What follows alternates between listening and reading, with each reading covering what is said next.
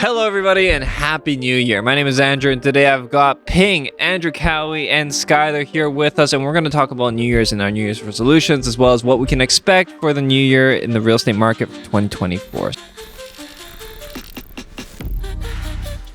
I can see you got the biggest itch for this, so why don't you start us off? Tell us what it is that you're looking at for 2024. 6 different areas, right? Personal growth, personal finance, these two are pretty important. Business development, and family, health, spiritual.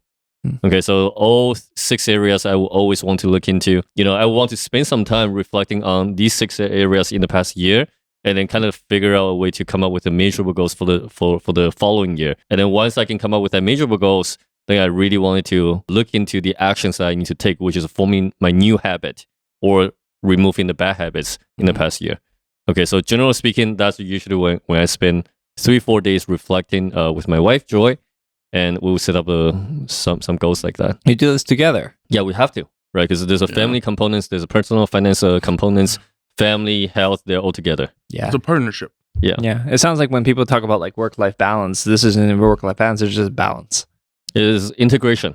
Integration, yeah. Work-life integration, right? You have to kind of figure things out, because the truth is, if you're trying to balance everything out, certain areas are always going to drop, right? For example, if you want to, like work, you want to overwork a little bit, right? Yeah. Putting a little bit more time, efforts into developing certain skill set, certain areas will sacrifice, right? But how do you actually integrate that with your regular life? I think that's really important. I think it's amazing. What about you, Cowie? What do you have? Well, I just think that's so important with that alignment, right? Especially when you're in a relationship with your spouse, your partner. I mean, even if you got different goals, the other person has to understand what they are.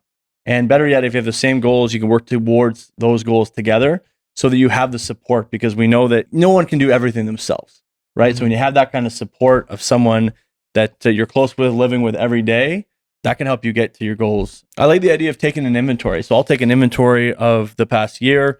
What were my wins? What were my learns? Because I try not to label the losses as such. I just want to grow from them. And so I take everything I did there. Where did I go wrong? What did I do right? Put them together, and then realistically set up a couple of big things, not necessarily so compartmentalized, but some goals that I want to accomplish. Maybe it's monetarily within the business. Maybe it's simple as I want to watch X amount of hockey games with my son. So setting the goals is super important. I find that a lot of people don't go through the goal setting method because it's so cliche for the new year and starting off fresh. But if we don't have goals, we don't know where we're going to be going. And I do attribute some of my success to have set those goals, whether they happen at New Year's or at any point in the year. You got to have something to know where you're going. So I like the different categories that Ping suggested. And the health one is so important. I think it's one that a lot of people overlook, especially in our business. We'll spend so much time with properties and analyzing and grinding, and we kind of forget about ourselves in that process. And it's something that this year I want to prioritize, not even from just like a weight loss perspective, but it's more from a holistic perspective of being healthy. I have a young son now. I want to be here as long as I can for him. And I want to be able to skate with him, play some hockey, throw the ball around with him, some things that my dad couldn't necessarily do with me. And so that's part of this year, focusing on health and making sure that I can improve. And then the health will translate into every other part of my life. The underlying theme here has largely to do with reflection and looking at yourself and being honest with yourself in order to make your goals for the upcoming year. Skylar, why don't you go next? I'll be very simple. I want to build on my big wins over the past year. Every year I want to do that and just, keep that mountain getting bigger and bigger, and all those losses, just mitigate those losses as much as possible. I'm lucky enough to be newly married, and that obviously comes with life will change eventually. I'm at a point that I need to show that, the work-life balance and my phone constantly going off does need to slow down a little bit, so I could show, the wife that, I am ready to be in that next step, right? So, and that doesn't happen overnight. That might be a year-long thing. So let's just build on those wins. Luckily enough, we're still getting wins in this market, and we just try to mitigate the losses. And as long as we do that, I think I'll be okay personally and professionally. These are all very healthy outlooks in terms of how to improve yourself and set your goals for the next year. Personally, I have a slightly different reflection process. I feel like from what you described, mine is a little bit more of an annual tradition, but I reflect largely on who I feel like I was, especially when it comes to the past. I reflect on my nature, who I am at my core, because sometimes I feel like people who get into real estate, people who get into business, we end up setting these goals and we refine our goals and try to attain our goals as we go through the process. However, what we end up doing is we end up deviating from the reasons why we got into things to begin with. I do find that sometimes as I try to strive for my goals, I end up deviating from certain beliefs. Like I want to spend more time with my family. I want to travel and visit family that I have abroad. And I'm recently engaged and I want to make sure that I become a person that is able to balance everything out where I spend time working and I spend time with my family and that it makes sense for me and for my family. And I feel like I need to really understand what this means as I'm going into this in order to make these things happen. We've all been able to illustrate like how we go about the reflection process, but now what do some of these goals look like? I feel like we should be going full circle. So Ping, what are you going to achieve this year in 2024? Okay, there's a few obviously big milestone that I really want to be able to achieve. Honestly, everything really also comes down to the health and personal development. Because once we can take care of the personal development, income will come, right? Business development will come, right? So I usually kind of reflected on what can I do more to increase my net worth. And really how I break down the net worth is not just the financial side. It's also the network, the influence on other people, how the social presence, right? For example, like the more that we're doing this, the more that we're giving our value to our audience, it also increases our social influence on other people. Last thing was the skill set. I always try to reflect back on what kind of skill set I actually got in the past 12 months versus what I need to do in the next 12 months. So in this case, I think this year we had a great run about social media, like try to figure things out, the viewerships and all that stuff, right? Next year, things that we really need to do, maybe it's our leadership skill. And that can be the, public speaking, that can be running the events, that can be like start forming a different type of meetup, right? All those stuff that needs to kind of come up, and also recruiting the talent. That's the next step for business that we need to kind of look into that. So to give you a bit of a measurable goals, because I think it's really important, in order for me to really get to where I needed to be in terms of those goals, I also need to look into some mentorship for those areas. I need to look into some books that I need to read, and I need to start incorporate that into my daily schedule. An hour of the day in the morning, I need to be diving into those type of books or self-education. And you know what? See where I am, and then from there, obviously, I need to make sure that whatever I'm learning gets applied or get into the practice. You very much illustrate how important it is to have a plan, a course of action in order to set yourself as accountable towards meeting those goals. Because if you just arbitrarily state them, it doesn't mean you're going to achieve them. And we all have this problem where we at some point end up finding ourselves reflecting on it and saying, hey, I didn't do what I set out to. And you have to look at why. Maybe sometimes there wasn't a plan. Maybe you didn't map everything out. Or maybe some things were just not realistic, but you have to look at why things didn't happen in order for your goal setting to become better. Goal setting really is the KPI, but there's a time delay in KPI. KPI to your life. Yeah. And then but I focus on KPA, key performance action, on every single day. Without hitting the KPA, there's no KPI. Did you make that up or is that a thing? That's the thing. All right, Cowie, go for it. I love that because it's all about consistency. And I think a lot of times that people start a new year and they say, okay, I'm going to go to the gym 5 times a week. And maybe they do it the first week, maybe the second week, third week, maybe it's 4. Anyway, it just goes on and is not sustainable. And so for me, this entire year is going to be about consistency. How can I be consistent with the promises I'm going to make myself? And with that, every day, I can become 1% better by being a little more consistent.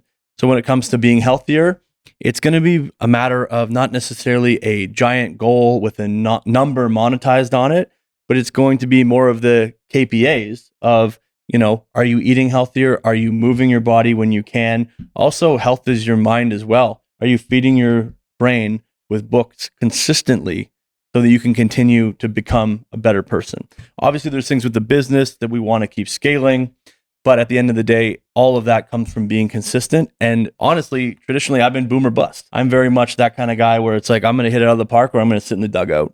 And I want to be someone that's always running the bases. Damn, Dude, that was good. yeah, Yeah, that was really good. Yeah, that was really good. Yeah. Dude, honestly, it's so important to be able to dissect things the way that you do, and the whole thing about this go big or go home thing. Sometimes people set themselves with these goals and they're unrealistic and they're unable to achieve them, and it's like there's no way certain things are going to happen, and people should not underestimate micro improvements. Right, micro optimizations to yourself, to your life, and to your situation overall. The little wins add up to big wins if you just stack them. It's so true. Even if you're talking about real estate and networking, sometimes when you're trying to make cold calls and you're not feeling as motivated to do them, you might procrastinate. And I had a mentor tell me, you know what? Just make an extra call each day. Yeah. And so you went from, if you start fresh, you have one call. And then the next day, okay, I'm going to make 2 calls. You don't have to make this big goal of I'm going to call 50 people today. I'm going to slowly add up to that. And whether that's, eating healthier, going to the gym, making your cold calls, meeting people and going to different networking events, you don't need to go to one every night. No. Maybe it's 1 for the month. And then you go to 2 in a month and you build it from there. Or even just go online, right? Like, there's sometimes things are like very challenging. You have family life to balance. You have to be home for dinner. There's all kinds of things that people have in their lives. People have lives going on, and you shouldn't necessarily go against your the grain of your nature too much, right? If you can't make it out to people or you work night shifts, that might be the reality of things. Get online, talk to people, get into groups in different ways. There was a solution. I think that's amazing. So Skylar, why don't you give us a little bit of what you're thinking? When I reflect, and we've already reflected on this year, and what makes us successful, me personally, me professionally, and as a partnership, is that, goals are a big thing, but goals come down to weekly goals and then monthly goals. And I'm the type of guy that I need to see the goals every day. So what I do at home is that we write them on the fridge. And it doesn't matter if we have a list for weekly, we have a list for monthly. And it could be something that simply, this week was winterize the RV. Right, that was the goal for the week. And then it was clean out the living room closet. And I do really, really well when I can see the goals every single day. There's no excuse on Friday night when I just want to sit on the couch and have a beer and watch the game. It's like, oh, I can't do that because the list isn't done. And the same thing professionally, I've been using my Google Calendar a lot more, using my reminders on my phone. And as long as, those little wins pile up, that on Friday, you can know that the reminders are clear, the emails are clear, Google Calendar's all blacked out, the fridge is crossed off, you're going to have a good next week. And if you keep on building on that, you're going to have a good year. I love that. And so just to jump in, I use Google Tasks a lot now. In fact, you got me onto Google Tasks. So thank you for that. I want to know funny. for you guys, what's that? That's funny because, Ping knows me originally as not being a very organized person. I'm the same. It's the chain here. It's the chain. It goes from Ping to Andrew to me. And then Andrew looks at me. He's like, you're so unorganized. But Skylar mentioned the weekly goals, and they're so important. Now, I want to know, because we're not all perfect, how do you guys cope with when you maybe miss one of those goals? Maybe that week you decide, or didn't decide, but you procrastinate a little bit and you didn't winterize the RV. How do you bounce back from that and stop doubting yourself if you missed the goal? It's nice to have someone that's accountable for you, that when it doesn't happen, right? We work in a team at work that, if my emails aren't done, I'm going to follow up on a Saturday morning, right? There's someone to keep holding me accountable. And the same thing at home. If the RV's not winterized, again, there's no excuse for me to sitting on the couch and having a beer on a Friday night. Or at least that's what Missy says. I don't know. I still think that it rained. It was the first week of cold. Work was busy. But, as long as there's someone there holding you accountable, it helps. And just to realize, hey, next week we have to do this, right? We're going out twice after work for, dinner parties. So you only have 3 days now. And then if you want to sit on the couch and have a beer on Friday, then you only have 2 days. Right? And if you're having this conversation on Thursday, I'm probably going to get up and winterize the RV. So as long as you have that type of communication, right? Someone there that's pushing you, and you need to realize that if I get everything done this week, I'm going to have a good week next week. And if I can do that 52 times, I'm going to have a good year. Nice. I find that answer very interesting because I have a slightly different perspective on it. It depends on who you are. And I don't like giving the answer, it depends, because, it always depends. But let's just say, if I'm reflecting on myself, I find that there's certain goals that people set, I set even, that I find I don't do, and you kind of need to ask yourself the question, why didn't you do it?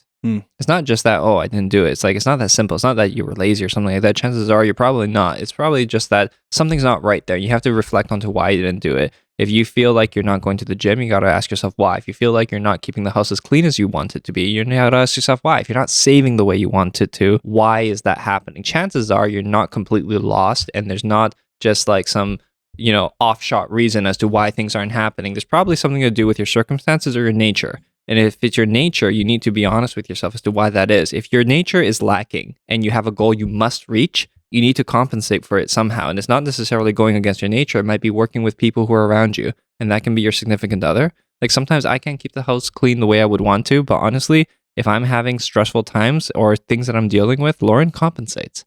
And if she's having difficult times and I am mentally capable and I have the fortitude, I also compensate. So having a power team the same way you would in business and real estate and anything might be a good way to adopt that type of thinking into your personal life. And that is the way that you can maybe adjust and navigate through challenging times. The way that I overcome my self-doubt is by gaining more confidence. By gaining more confidence, I need to do more reps, which means if I notice that I'm missing something, I need to really compensate it from my own personal time. So for example, if I say, okay, let's say if we work 40, 50 hours a week, guess what? I didn't hit my goal, 60 hours this week, right? 65 hours this week, right? So those are all the sacrifices that we need to put in. How I'm able to hold myself accountable is by looking at my annual goal. That's why I do annual goal all the time, and I review that on a monthly basis.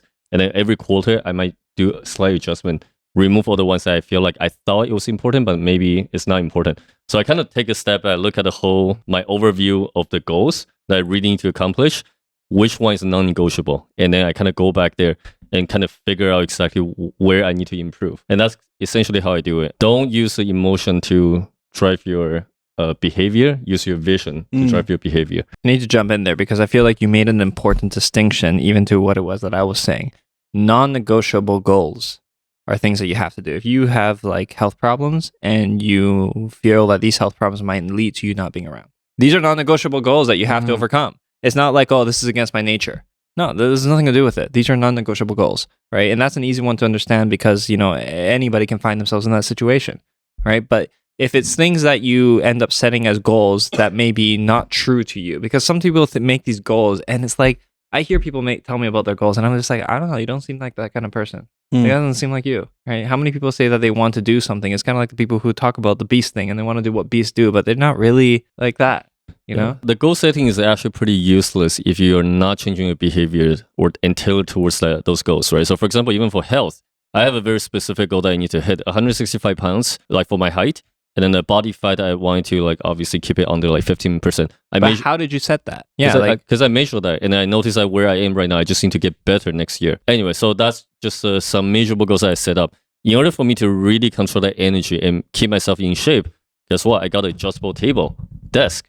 So that sometimes when I'm running my meetings or like underwriting some deals, now I'm standing up. When I'm talking to other people, I'm standing up. Yeah. And I even find that it wasn't working effectively enough, so I brought a treadmill. You knew that I was walking in the morning, get my energy up, just so I can like get into that momentum quicker, right? So it's all the minor adjustment or optimization that I do on a daily basis to achieve that goal. Can you imagine talking to Ping while he's on a treadmill? He's just like sitting there stationary in his office, but walking, talking to him, and he's trying to explain something to you. It's definitely efficient, right? If you're going to be sitting there and you can accomplish the same thing by moving while you're talking and having the same meeting, I'm sure people would argue that you're more alert because you're paying attention more by concentrating on what you're actually doing. I never noticed. I never noticed. Incidentally, there's this thing I learned in nursing where it says if there's no blood in the glutes, you're not learning. No blood in the glutes, you're not learning. And basically what it means is that if you're motioning, if you're walking around, your learning is improved considerably.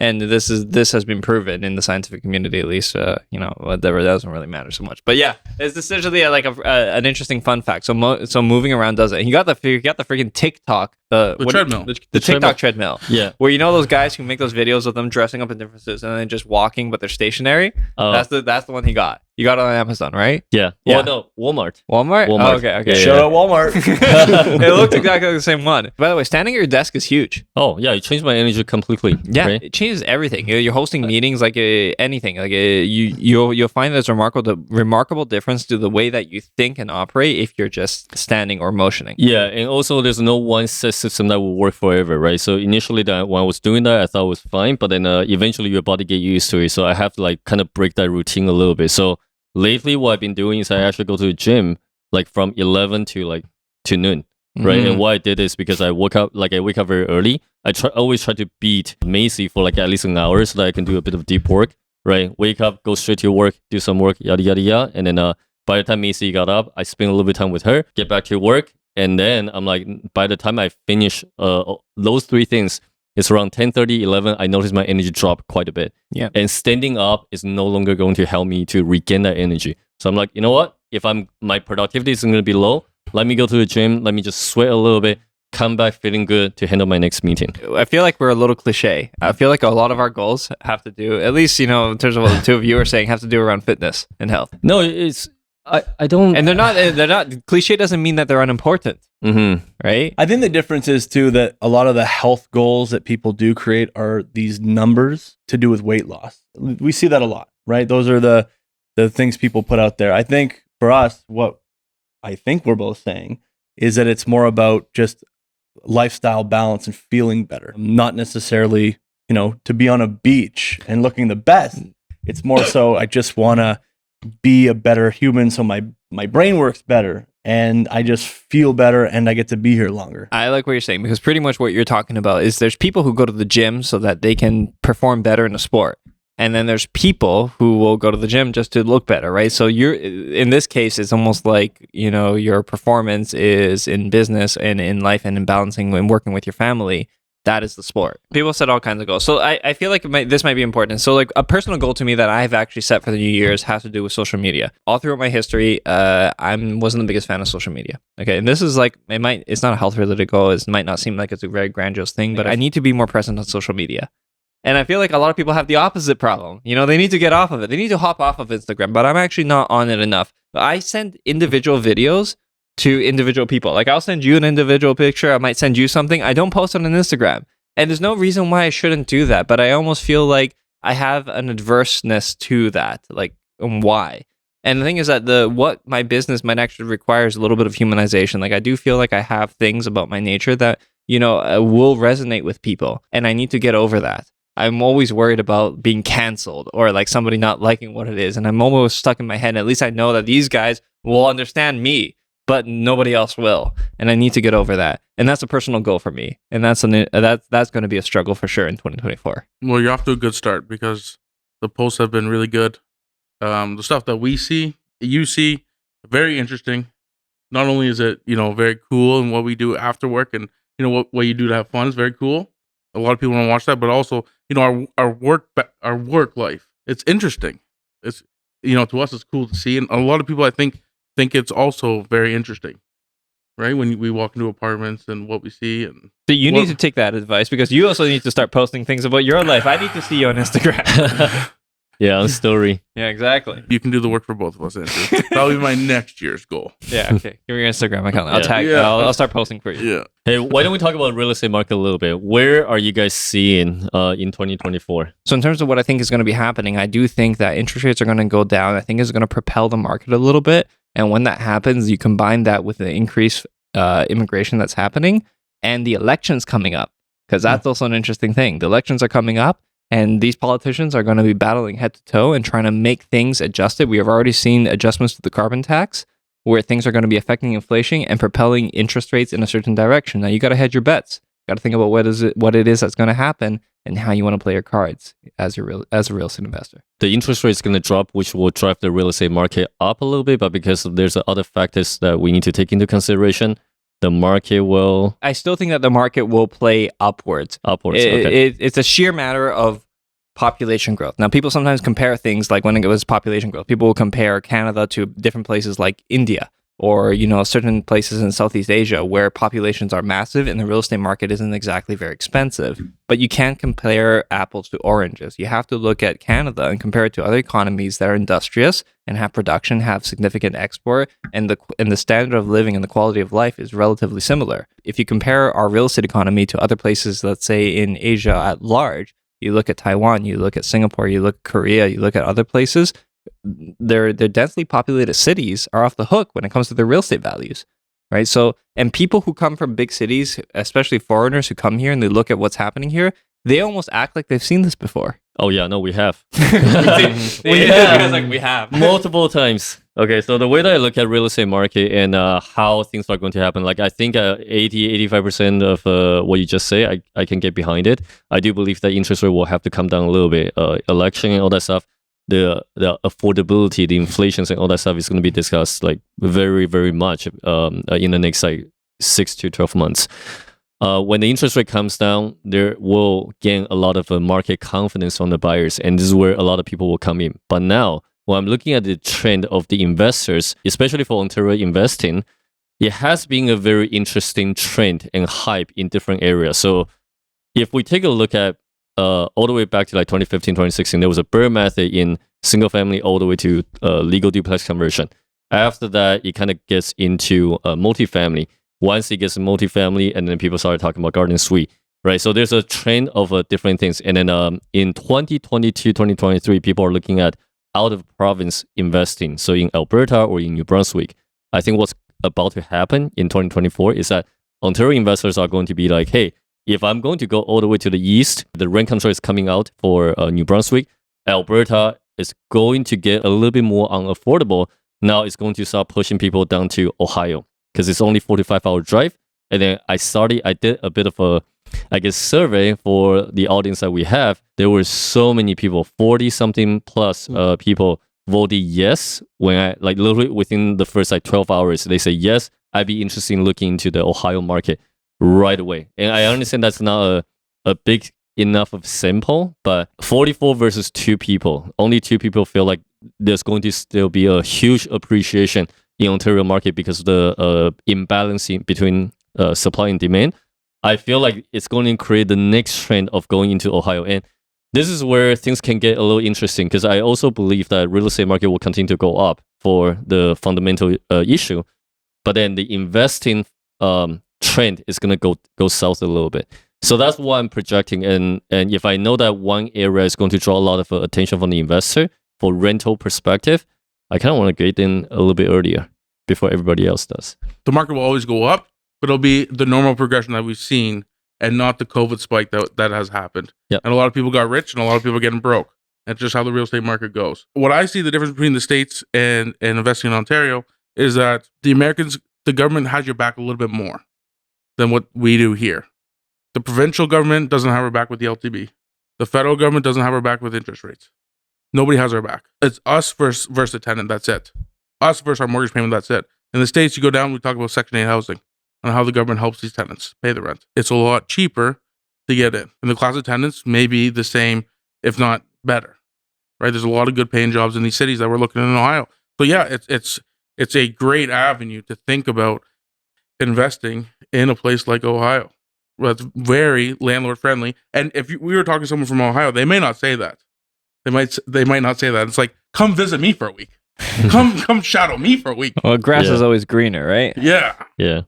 But there are a few things that we should always, obviously, as an investor, we should always kind of compare, right? Number one is the market affordability, right? In Ontario, like we're looking at 800, 900K on average for a duplex conversion. In Ohio, we're looking at anywhere between 200 to 300K on the higher end. If you want to actually dump your capital into a garden suite where you spend 300K or 250K on the new build, a new build for the size of a garage, you can literally buy 2 or 3 houses over there. And what's the cash flow comparison? Way higher. Yeah, it's way higher. Crazy. Yeah. It doesn't make any sense. Because you have to refinance in order to do something here, and like the interest rates just don't facilitate positive cash flow. Yeah, and also you make $250,000 annually to afford that mortgage. That's it. And the creativity of the deals over there is just crazy, right? There's a sub 2, there's an innovation, there's a co-living space, right? And then a Section 8 apparently right now is a very big thing to really boost up that rental amount. So over there is not 1% rule. Like in multifamily, over there is like 2.5 to 3% rule. So predicting that it's going to be a new trend of the Ontario investor,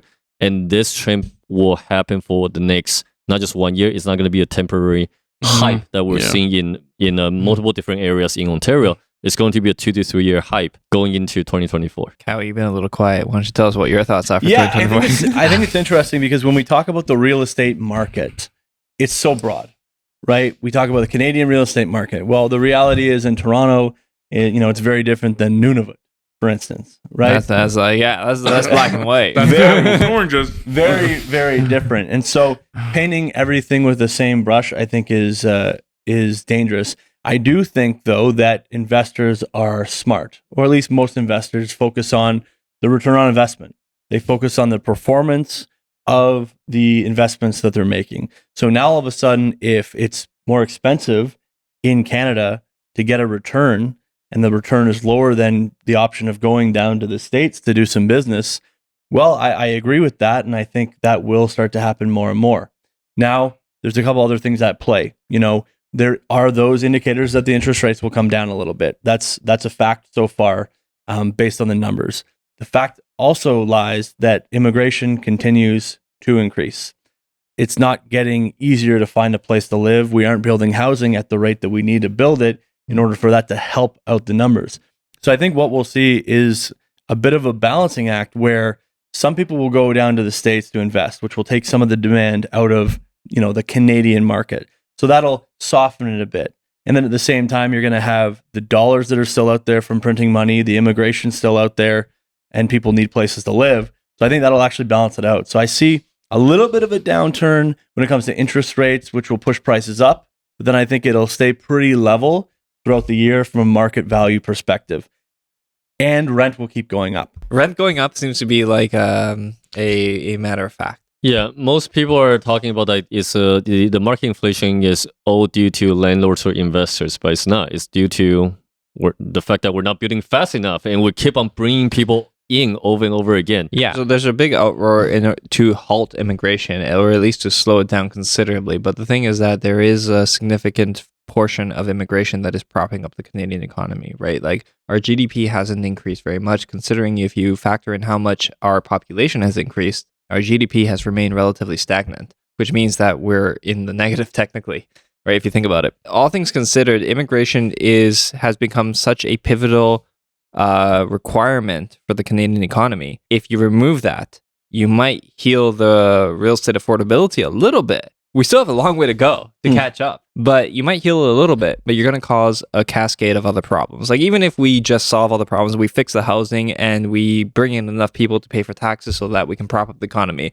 we still have infrastructure issues. And that's another problem that we're going to face down the road, where we have tons of filling infrastructure issues, where we haven't built any new, at least in Ontario, processing facilities. I'm talking about waste management, I'm talking about people, I'm talking about toilets. And like, honestly, it's not the best conversation to have, but like, this is a problem that we're facing. We haven't built any new highways since the 70s, right? There's more people coming in and like traffic is horrible. We all know this, right?